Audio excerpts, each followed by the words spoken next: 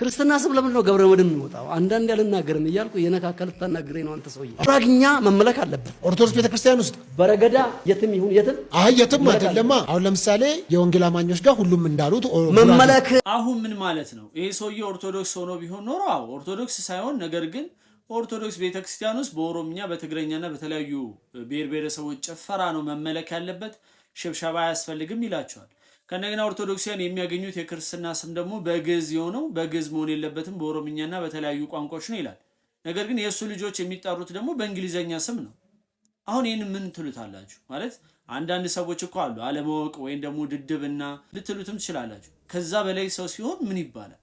እኔ አሁን ለምሳሌ ሄጄ ስለ ፕሮቴስታንትና ሙስሊም ወይ ስለ ካቶሊክ ቤተ እምነት ይህንን አድርጉ ይህንን አታድርጉ ማለት እችላለሁ? አልችልም። ምክንያቱም አይመለከተኝማ።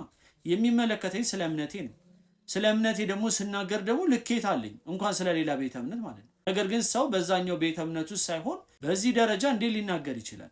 እንደነዚህ አይነት ሰዎችን ከየት እየጎተቱ እያመጧቸው ሶሻል ሚዲያ ላይ ኦርቶዶክስ ቤተክርስቲያን ላይ እንዴት እንደሚያቀረሹ ሳስብ በጣም ነው የሚገርመኝ። ይህ ሶፍ የተባለው ያው እንደምታውቁት መነጋገሪያ መሆን ይፈልጋል፣ ቫይራል ቪዲዮ እንዲወጣ ይፈልጋል። ስለዚህ ለኦርቶዶክስ በጠቀመ መልኩ እያስመሰለ ነገር ግን ኦርቶዶክስ ቤተክርስቲያንን የሚሰድቡና የሚያንቋሽሹ ሰዎችን ነው የሚያመጣው።